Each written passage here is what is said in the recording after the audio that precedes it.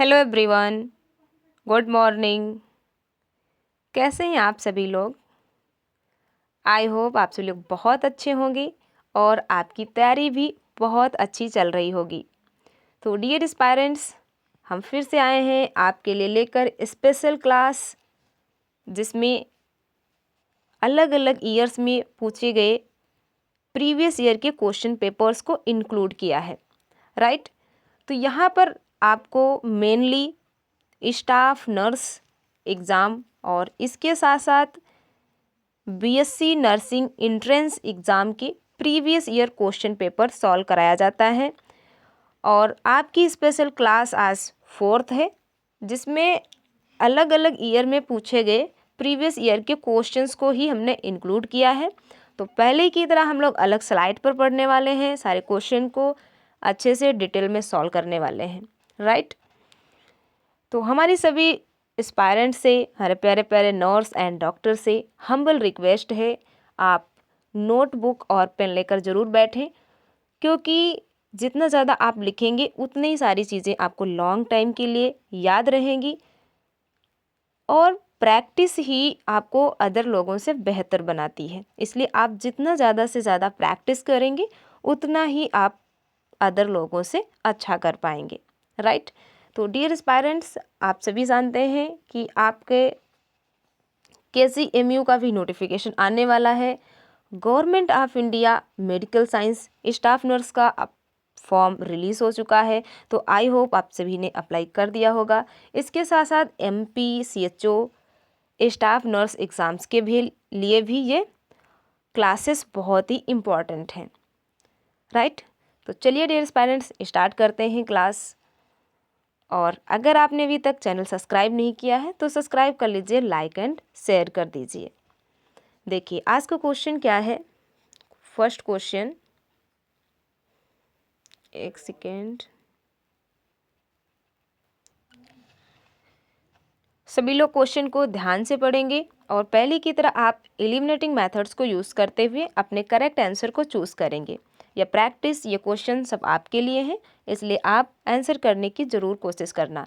Video के last में आप एनालाइज करना कि आज की क्लास में आपने टोटल कितने क्वेश्चंस करेक्ट किए हैं, राइट। चलिए देखिए फर्स्ट क्वेश्चन क्या है। A 60-year-old women diagnosed with thrombocytopenia due to acute lymphocytic leukemia is admitted to the hospital. The nurse should assign the patient. आपने किसी 68-year-old वुमेन को एडमिट किया है, जिसे क्या था, एक्यूट लिम्फोसाइटिक ल्यूकेमिया था। उसकी वजह से उसे थ्रोम्बोसाइटोपिनिया भी हो गया है। Thrombocytopenia that means low production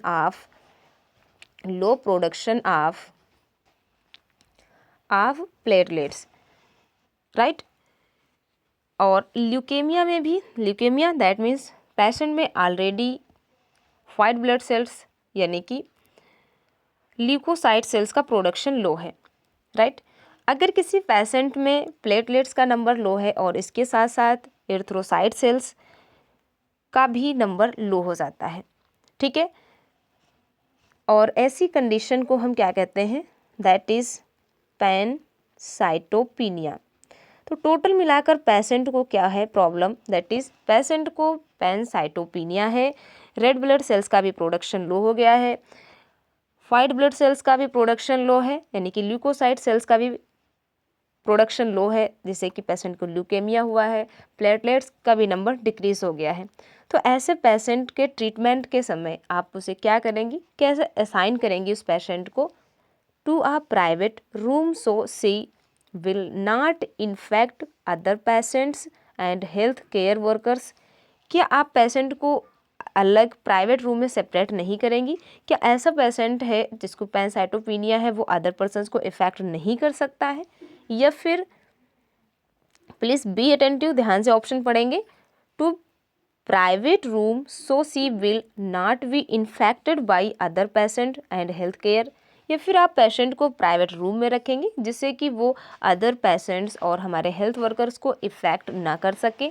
या फिर to a semi private room so she will have stimulation during her hospitalisation, या फिर आप क्या करेंगी, to a semi private room so she will have the opportunity to express her feeling about her illness. बताइए। तो बहुत common सा question है, अगर आप इसे ध्यान से पढ़ेंगी तो यहाँ पर आपका करेक्ट आंसर क्या होगा, आप ऐसे पेशेंट को अलग रूम में सेपरेट करेंगे जिससे कोई अदर पेशेंट या हेल्थ वर्कर्स अफेक्टेड ना हो। So correct answer option B, right. चलिए नेक्स्ट क्वेश्चन देखते हैं। नेक्स्ट क्वेश्चन क्या है, the primary reason for using prednisone in the treatment of acute leukemia in children is that is able to। किसी child में acute leukaemia हुआ है तो उसके लिए जो बेस्ट ट्रीटमेंट है, जो बेस्ट ड्रग्स है, वो क्या हम देते हैं, दैट इज प्रेडनिसोन देते हैं। ठीक है, प्रेडनिसोन।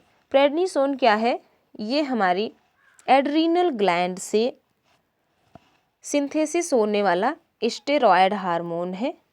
क्या है, दैट इज स्टेरॉयड। जो हमारी किडनी है, किडनी के एबव पार्ट पर जो है एड्रीनल ग्लैंड्स प्रेजेंट होती है, जो कि कार्टिकोस्टेरॉयड हार्मोन है, राइट। हमारी एड्रीनल ग्लैंड से कार्टिकोस्टेरॉयड सिक्रीट होने वाला एक नेचुरल हार्मोन है, जो क्या है, दैट इज प्रेडनिसोन, है ना। प्रेडनिसोन को हम जो है मास्थेसेमिया होने पर इसे देते हैं, या फिर कोई जो है ब्लड सेल्स के प्रोडक्शन में एबनॉर्मलिटीज़ के समय, है ना, रक्त संबंधी विकारों के समय हम इससे यूज़ करते हैं।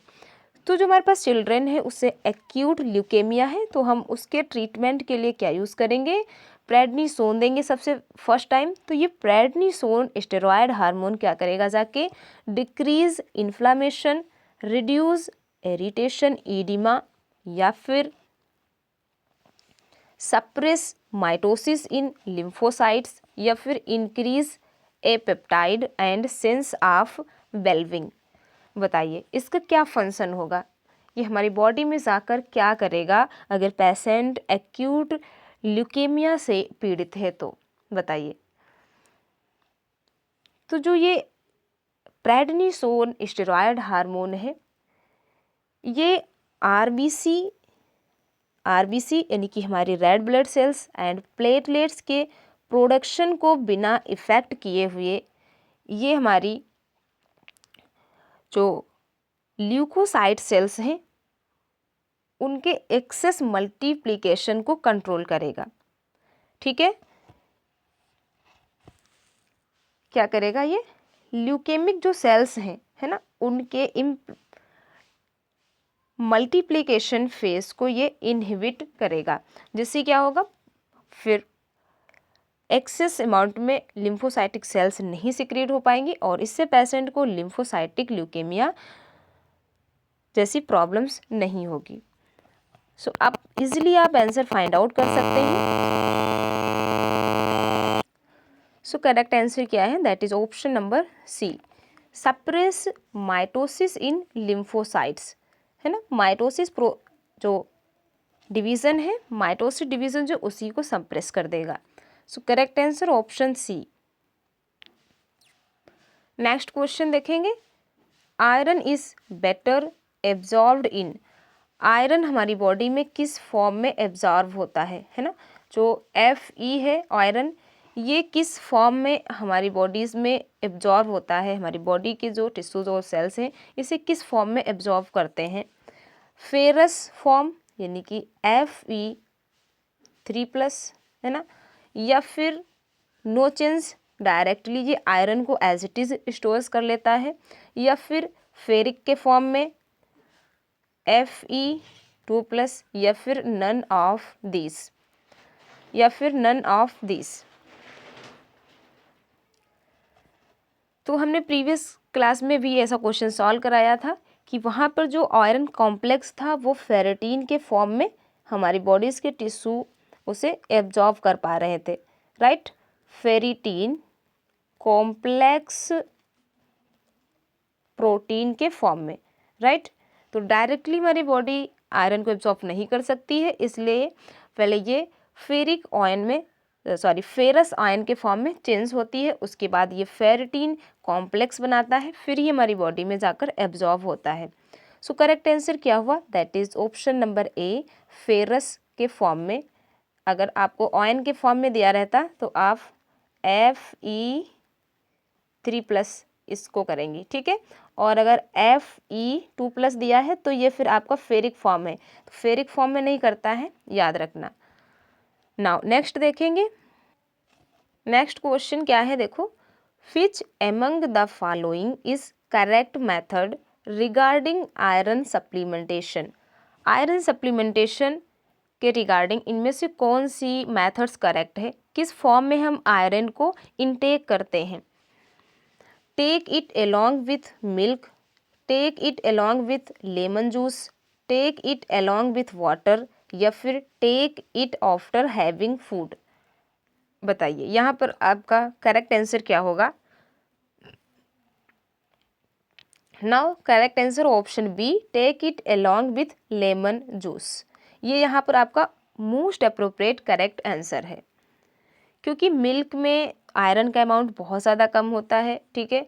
और वाटर में भी, वाटर के साथ भी हम आयरन को ड्रिंक नहीं कर सकते, और फूड में भी जो आयरन का सप्लीमेंटेशन है वो उतना नहीं हो पाएगा जितना हम लेमन जूस के साथ टेक आउट कर सकते हैं, right. So correct answer option B. Now next देखेंगे question number 5, which organ requires extra monitoring when patient is undergoing lipid lowering therapy, है ना। अगर किसी पेशेंट की लिपिड लोअरिंग थेरेपी हो रही है तो फिर आपको किस बॉडी ऑर्गन्स को एक्स्ट्रा मॉनिटरिंग करनी चाहिए? किडनी की, ब्रेन, लीवर, या फिर पैंक्रियास? बहुत इजी क्वेश्चन है, आप बताएंगे यहाँ पर करेक्ट आंसर क्या होगा। और मैंने पहले भी कहा साहब थे कि आपके एग्ज़ाम में बेसिक क्वेश्चन भी पूछे जाएंगे, जो नॉर्मल बिल्कुल है, और मॉडरेट लेवल भी रहेगा। इसके अलावा डिफ़िकल्ट क्वेश्चन भी पूछे जाएंगे, क्योंकि अगर आपने सभी प्रीवियस ईयर के क्वेश्चन पेपर को सॉल्व किया है, जितने हमने अभी करवाए हैं, तो आपने देखा होगा कि काफ़ी इजी क्वेश्चन पूछे गए हैं, है ना। आपके जो cell organelle and cell division chapter से बहुत अच्छे क्वेश्चन पूछे गए थे। इसके साथ साथ आपके बहुत मोस्ट कॉमन क्वेश्चन पूछे गए थे हार्ट फिजियोलॉजी से, राइट। इसके बाद आपने देखा था मॉडर्न, जो मॉडरेट लेवल था वहाँ से भी क्वेश्चन पूछे गए थे, और कुछ ऐसे भी क्वेश्चन पूछे गए थे जो काफ़ी डिफ़िकल्ट थे, है ना। तो आपको सारे क्वेश्चंस पर अच्छे से ध्यान देना है, बिल्कुल ही आपको इजी क्वेश्चंस को इग्नोर नहीं करना है, राइट, क्योंकि आपसे एग्ज़ाम में कोई भी बेसिक और इजी क्वेश्चन नहीं छूटना चाहिए। चलिए आप बताइए यहाँ पर करेक्ट आंसर क्या होगा? That is option number C, liver, है ना। अगर हम पेशेंट को लिपिड लोअरिंग थेरेपी दे रहे हैं तो फिर हमें लीवर पर एक्स्ट्रा मॉनिटरिंग करनी चाहिए, क्योंकि जो लीवर इंजाइम्स हैं, ठीक है, उनका लेवल इंक्रीज्ड हो जाता है ड्यूरिंग लिपिड लोअरिंग थेरेपी, है ना, जब हम स्टैंड करते हैं उस टाइम। सो करेक्ट आंसर क्या हुआ? Option C. चलिए नेक्स्ट क्वेश्चन देखिए, one of the following drugs is used to lower blood cholesterol. Lower blood cholesterol बताइए, डिल्टाजिम, या फिर प्रोपेनोल, या फिर फ्रूसेमाइड, या फिर एटोरवेस्टेटिन। इनमें से आप कौन सी ड्रग्स को यूज़ करेंगे लोअर ब्लड कोलेस्ट्रॉल के लिए? सभी लोग आंसर करने की कोशिश करेंगे। सो करेक्ट आंसर क्या है? दैट इज ऑप्शन सी, एटोरवेस्टेटिन को हम यूज़ करते हैं लोअर ब्लड कोलेस्ट्रॉल के लिए, ठीक है। Next question, in myocardial infarction thrombolytic agents such as tissue plasminogens activators, है ना। टिश्यू प्लाज्मिनोजेंस एक्टिवेटर्स को हम यूज़ करते हैं, और स्ट्रेप्टोकाइनेस है ना, किसके लिए, इसको हम एज अ थ्रोम्बोलाइटिक है ना, जो क्लॉट बना है उसको डिसॉल्व करने के लिए एजेंट के फॉर्म में यूज़ करते हैं।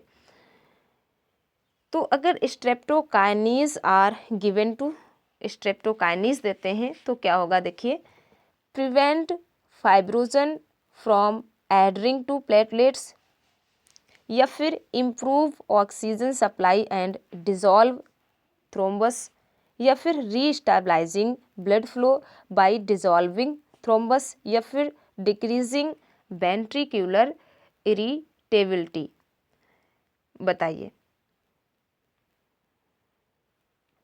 तो हम जो थ्रोम्बोलाइटिक एजेंट हैं such as tissue plasminogen activators, streptokinase and इसके साथ साथ यूरोकाइनेस, तो ये क्या करते हैं, जो थ्रोम्बस है इसको डिसॉल्व करके रीइस्टेब्लिश करते हैं ब्लड फ्लोइंग को, है ना, फिर से ब्लड फ्लो हो सके हमारी आर्टरीज में। सो करेक्ट आंसर क्या होगा, option number C. Right, correct answer option number सी।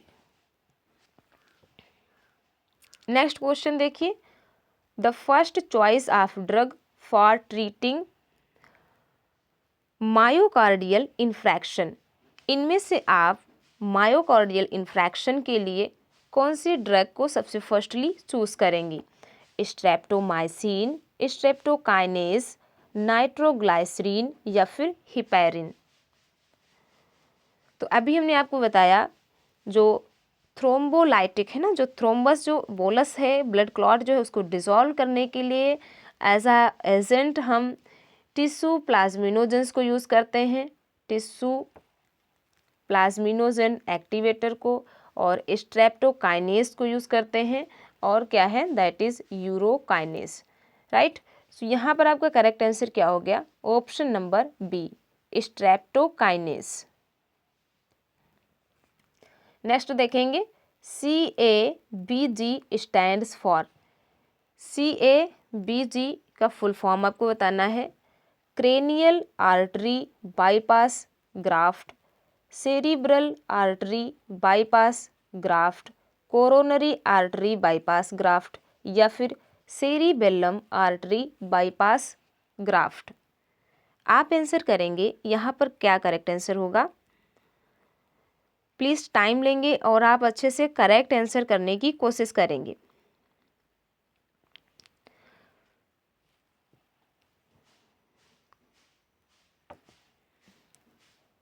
तो CABG को हम क्या कहते हैं, इसका फुल फॉर्म क्या है, coronary artery bypass graft. So correct answer क्या है, option C.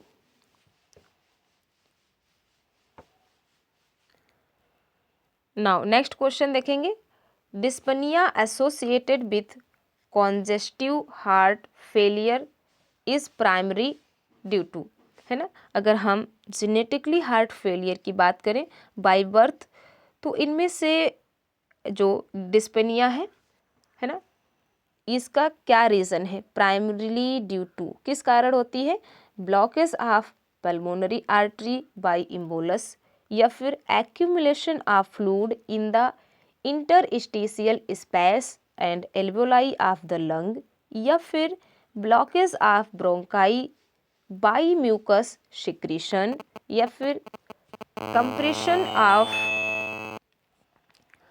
Sorry literally for disturbing of lungs by the detailed heart. बताइए यहाँ पर आपका करेक्ट आंसर क्या होगा,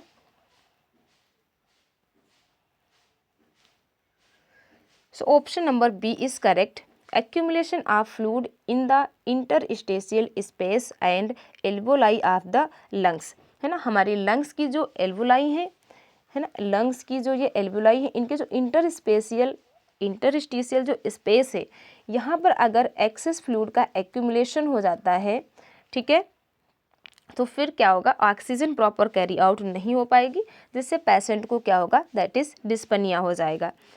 सो यहाँ पर करेक्ट आंसर क्या है, ऑप्शन नंबर बी। राइट, चलिए नेक्स्ट क्वेश्चन देखेंगे, the patient with CHF is placed in a high flowers position. What is the rationale for placing the patient in this position?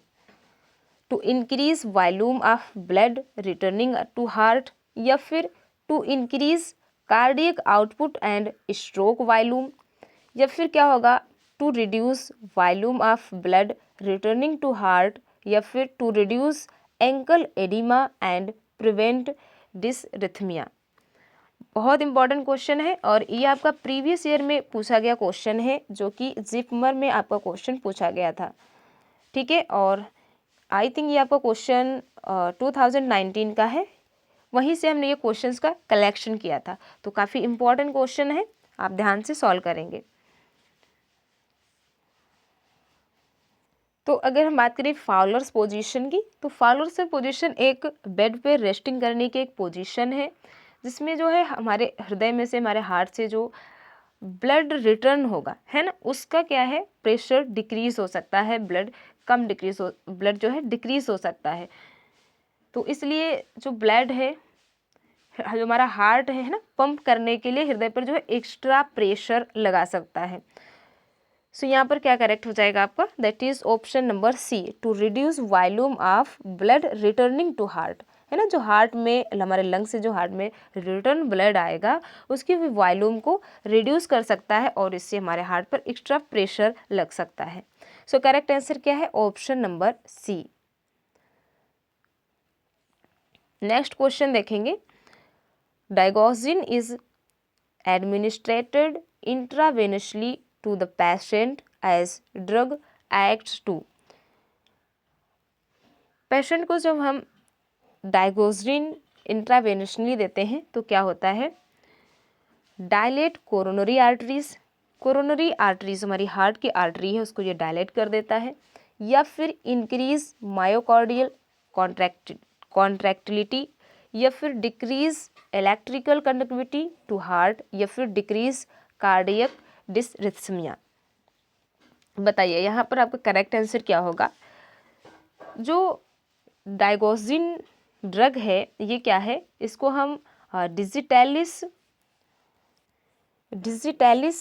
Glycoside कहते हैं, है ना। ये क्या है, एक डिजिटैलिस ग्लाइकोसाइड है, जो कि हमारी हार्ट की जो मसल्स है ना, हार्ट मसल्स है, उनके कॉन्ट्रैक्टिलिटी जो है, उनको कॉन्ट्रैक्ट करने की जो एबिलिटी है उसको इंक्रीज कर देता है, जिससे हमारे हार्ट का जो आउटपुट है ना, कार्डियक आउटपुट है, ये भी इंक्रीज हो जाता है।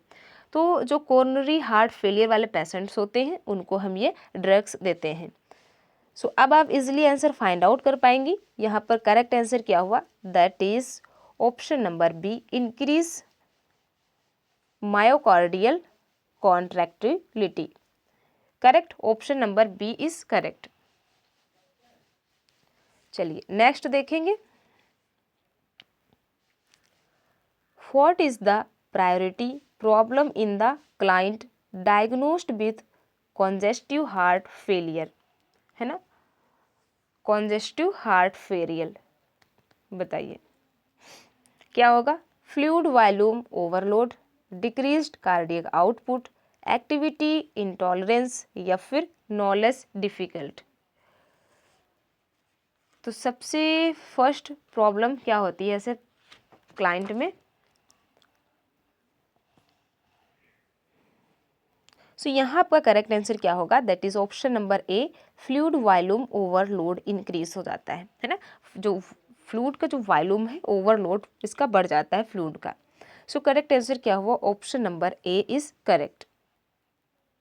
चलिए नेक्स्ट देख लेते हैं, नेक्स्ट क्वेश्चन क्या है, next question, shock me can be defined as, shock को आप कैसे डिफाइन कर सकते हैं, hypotension, hypoxaemia, hypoperfusion of tissues, या फिर all of the above.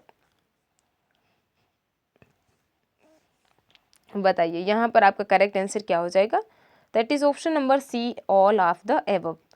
Shock को हम कैसे डिफाइन कर सकते हैं, उसके हाइपोटेंशन से, हाइपोक्सिमिया से, है ना, और हाइपोपरफ्यूजन टिश्यूज से भी हम ये डिफाइन कर सकते हैं शॉक को। Right, so correct answer option D, चलिए नेक्स्ट देखते हैं। Inadequate pumping action of the heart is known as. जो हमारा हार्ट है ना, वो पंपिंग एक्शंस को प्रॉपरली नहीं कर पा रहा है ना, सफिशिएंट नहीं कर पा रहा है, तो ऐसे शॉक को हम क्या कहते हैं? Septic shock, anaphylactic shock, cardiogenic shock या फिर एब्स्ट्रैक्टिव शॉक। बताइए। Inadequate pumping action of the heart is also known as anaphylactic shock. क्या कहते हैं? Anaphylactic shock. So correct answer क्या होगा? Option number B. चलिए नेक्स्ट क्वेश्चन देख लेते हैं। क्वेश्चन नंबर 16, इंट्रावेनस है ना, intravenous cannula size for rapid intravenous infusion. Intravenous infusion के लिए है ना हम इंट्रावेनस कैनुला का यूज़ करते हैं। तो नॉर्मली आपको बताना है जो हमारा आईवी कैनुला है इसका साइज़ कितना होता है? 16G, 18G, 20G या फिर 22G। बताइए। तो हम इंट्रावेनस मेडिकेशंस के लिए है ना आईवी कैनुलेशन करते हैं, जो कि आपका 16G साइज का होना चाहिए। सो correct answer option number A. Next question, which vaccine used for the prevention of cervical cancer. जो सर्वाइकल कैंसर है इसके लिए हम इनमें से कौन सी वैक्सीन को यूज़ करते हैं? IBP vaccine, hepatitis vaccine, DPT vaccine या फिर एचपीवी वैक्सीन।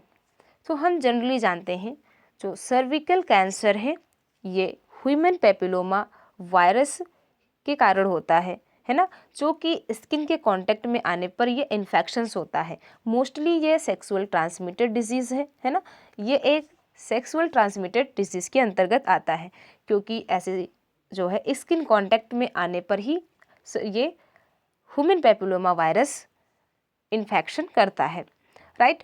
और इसका इन्फेक्शंस जो है हमारी सर्विक्स में भी हो सकता है, हमारी टंग में हो सकता है ना। जो टंग है अदर किसी इन्फेक्टर प्रोसेस के टंग के कांटेक्ट में आने पर भी ये जेली या वार्ट लाइक जो है रेड पिंपल जैसे निकल आते हैं, ठीक है, टंग में। तो ये भी ह्यूमन पेपिलोमा के कारण ही होता है। सो सर्विकल कैंसर के ट्रीटमेंट के लिए इनमें से हम कौन सी वैक्सीन देंगे? Option number D, human papilloma vaccine देंगे, ठीक है। Human papilloma virus vaccine use करेंगे। So correct answer option D, quadrivalent HPV को यूज करते हैं। याद रखना, क्वाड्रीवैलेंट एचपीवी वैक्सीन को देते हैं। चलिए नेक्स्ट देखेंगे।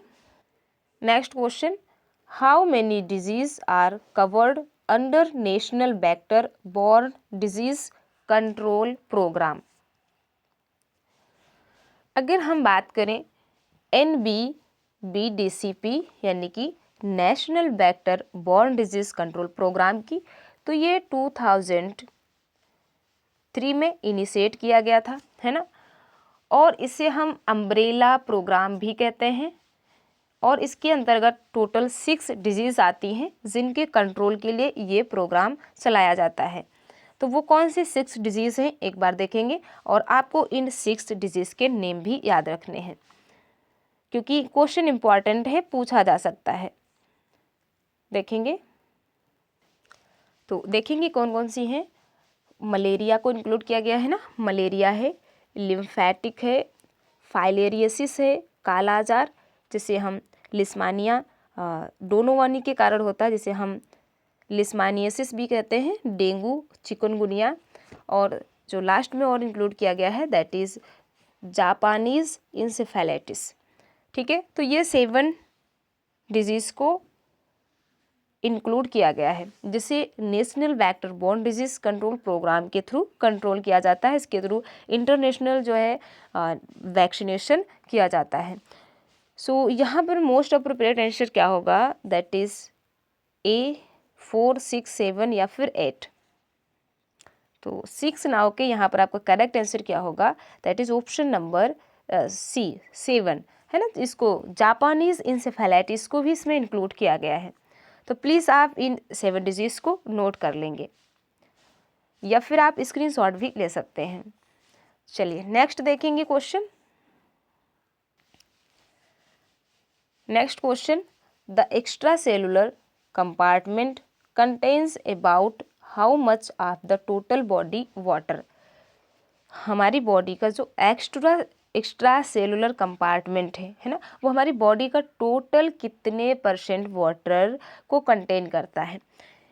सपोज करिए ये हमारी सेल है ना, और सेल के अंदर जितना कुछ भी प्रेजेंट है, जो भी हमारी सेल ऑर्गेनलीज प्रेजेंट हैं, like mitochondria, lysosome, nucleus, Golgi body, है ना, ये सभी क्या है, दैट इज इंट्रासेलुलर कंपार्टमेंट्स हैं, है ना, क्योंकि जो हमारी बॉडी की सेल्स हैं उनमें कंपार्टमेंटलाइजेशन देखने को मिलता है, जैसे कि अभी हमने आपको बताया एंडोप्लाज्मिक रेटिकुलम प्रेजेंट है, न्यूक्लियस है, लाइसोसोम है, राइबोसोम है ना, गोल्जी बॉडी है, ये सारी सेल ऑर्गेनलीज प्रेजेंट है, माइटोकॉन्ड्रिया वगैरह। तो इसको हम इंट्रासेलुलर कंपार्टमेंट कह देते हैं। लेकिन ये हमारी इस तरीके से सेल्स है ना, ग्रुप ऑफ सेल्स मिलकर क्या बना रहे हैं, दैट इज टिश्यू का फॉर्मेशन करते हैं। तो इनके बीच में जो कंपार्टमेंट प्रेजेंट है, जो भी यहाँ पर प्रोटीन्स और जो स्ट्रक्चर्स प्रेजेंट है, इन्हीं को हम क्या कह देते हैं, that is extra cellular compartment कह देते हैं। ठीक है, तो यही आपको बताना है कि जो ये एक्स्ट्रा सेलुलर कंपार्टमेंट है और यहाँ पर जो फ्लूइड है इसको हम एक्स्ट्रा सेलुलर फ्लूइड कहते हैं, एक्स्ट्रा सेलुलर फ्लूइड कहते हैं। और जो हमारी सेल के अंदर जो फ्लूइड प्रेजेंट है, जिसे हम साइटोप्लाज्म कहते हैं, इसी को हम इंट्रा सेलुलर फ्लूइड भी कहते हैं। क्लियर। तो जो एक्स्ट्रा सेलुलर फ्लूइड है, ठीक है, जो एक्स्ट्रा सेलुलर फ्लूइड है, इसमें हमारी बॉडी का टोटल 20% वाटर होता है। सो करेक्ट आंसर क्या हो गया, that is option number A is correct, right, option number A is correct. चलिए नेक्स्ट क्वेश्चन देखते हैं। बहुत इजी क्वेश्चन था, है ना, आपसे एक्स्ट्रा सेलुलर कंपार्टमेंट के बारे में पूछा गया था।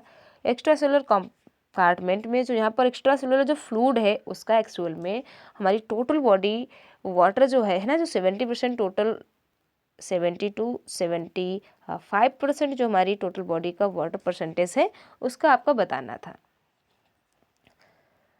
चलिए नेक्स्ट क्वेश्चन देखते हैं। What are the 3 types of fluid. 3 types के कौन से फ्लूइड्स होते हैं, आइसोटोनिक, हाइपोटोनिक, हाइपरटोनिक, या फिर ऑल ऑफ दिस, या फिर all of this.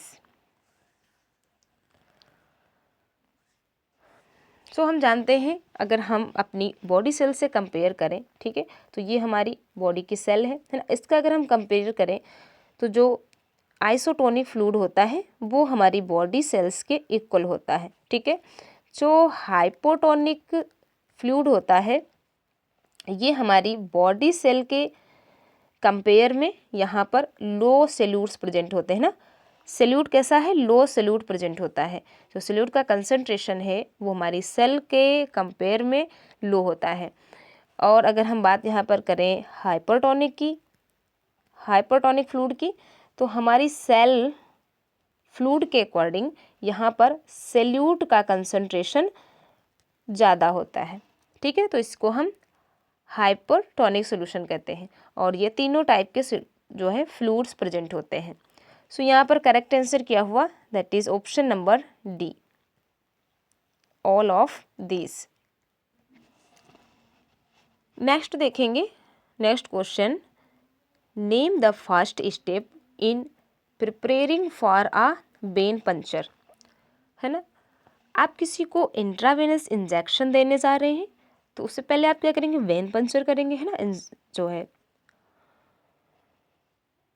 When puncture के समय सबसे फर्स्ट स्टेप में आप क्या करेंगे, क्या ध्यान रखेंगे, clear all intravenous tubing of air with fluid, select your side for insertion, explain to the patient, don gloves, या फिर have patient open and close first several times.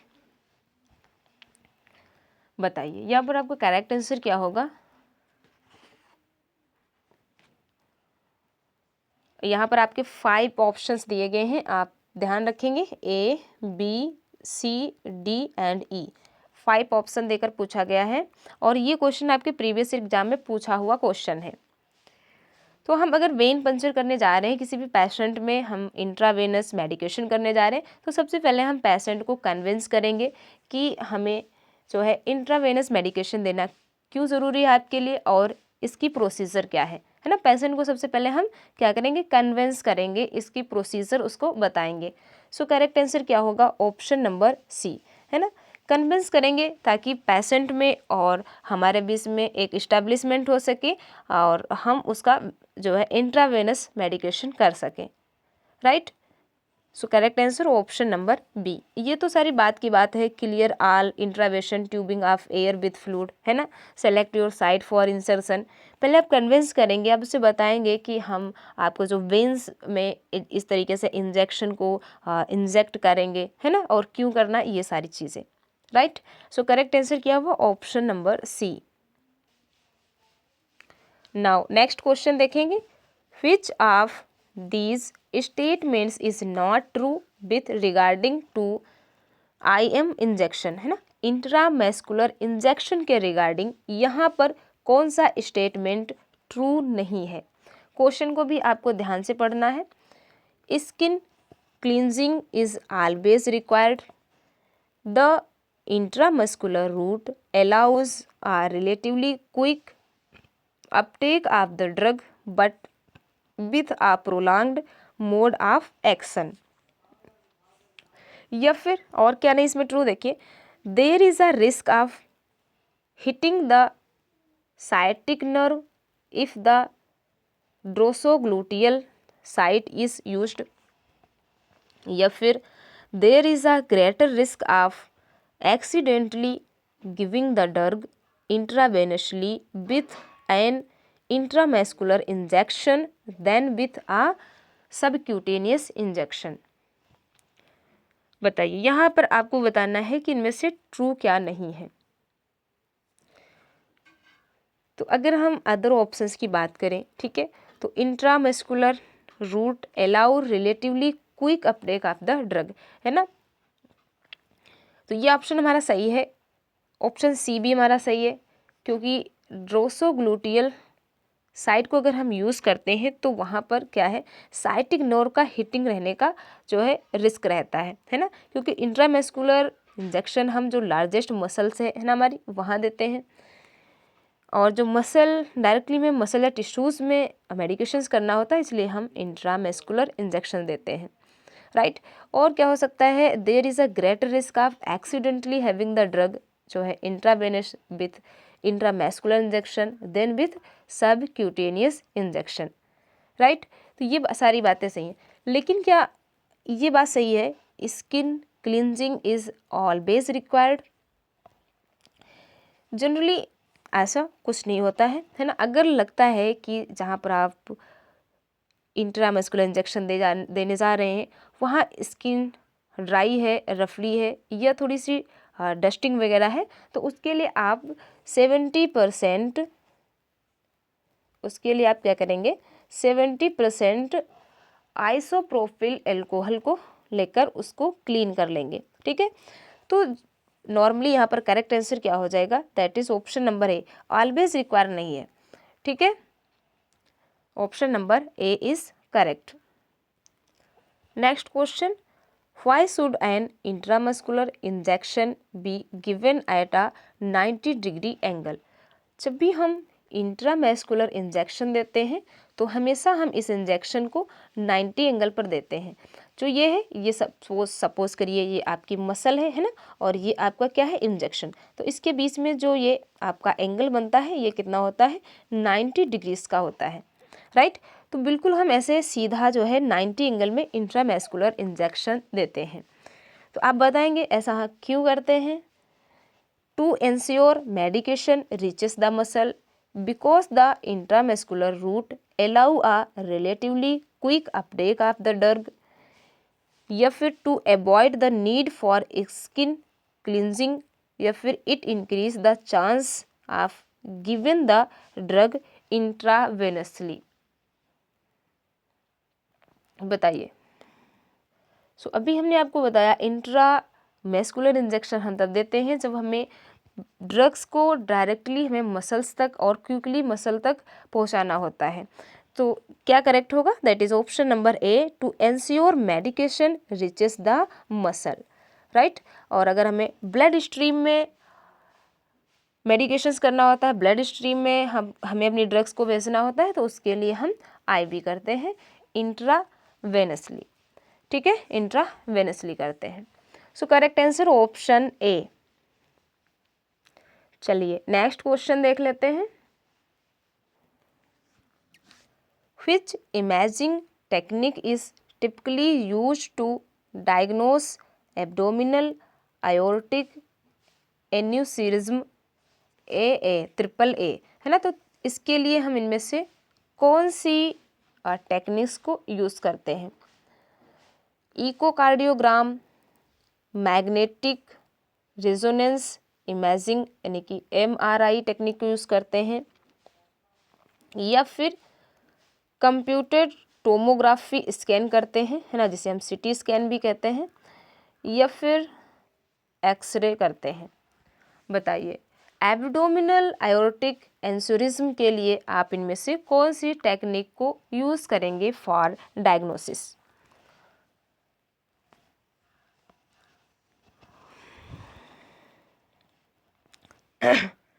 Sorry. So correct answer क्या है? That is option C, computer tomography scan करेंगे इसके लिए, है ना, computer tomography scan करेंगे। चलिए नेक्स्ट क्वेश्चन देखते हैं। Next question, I hope image आपको विजुअल होगी और इस इमेज को देखकर आपको बताना है कि कौन सी डिजीज है। Identify the condition of oral cavity shown in the photograph, है ना। जो इसकी ओरल कैविटी यानी टंग में जो आप इस कंडीशन को देख पा रहे हैं, ये क्या है? इप्यूलिस है, हिमैनगियोमा है, पैपिलोमा है, या फिर ग्यूमा है, या फिर ग्यूमा। तो अभी हमने थोड़ी देर पहले आपको बताया था कि जो ह्यूमन पैपिलोमा वायरस है ये स्किन कांटेक्ट के थ्रू स्प्रेड होता है। ये सर्विक्स में कैंसर को कॉज कर सकता है, और अगर ये टंग में इन्फेक्शन किया है तो यहाँ पर आप देख पा रहे हैं वाइट कलर का जो आप कह सकते हैं वार्ट लाइक पिंपल्स हो जाता है ना। और यहाँ पर जनरली कोई पेन नहीं होता है, लेकिन हाँ अगर इसमें आप जो है हीट सेंसेशन देते हैं या फिर कुछ ठंडा खाते हैं तो आपको इसमें, या फिर आप इस पर प्रेशर देते हैं, इसको दबाते हैं, तो आपको हल्के से यहाँ पर पेन फील हो सकती है, इरिटेटिंग हो सकता है, ठीक है। सो यहाँ पर करेक्ट आंसर क्या होगा? ये ह्यूमन पैपिलोमा वायरस के कारण होता है और इस कंडीशन को हम पैपिलोमा कहते हैं, right. Option number C is correct. यहाँ आप ऑप्शन बना लेंगे A, B, C and D, है ना। ये टाइपिंग मिस्टेक हुआ है, सो सॉरी।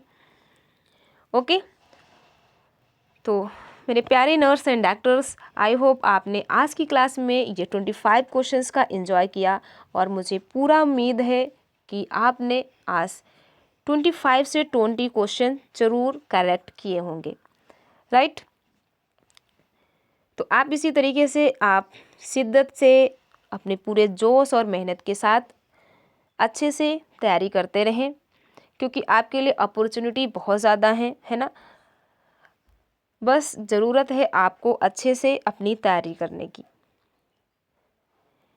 तैयारी इतनी जोश से करिए, इतनी शिद्दत से करिए कि मंजिल खुद कहे मैं तेरे लिए ही बनी हूँ, है ना। इतनी शिद्दत से आपको पढ़ाई करनी है।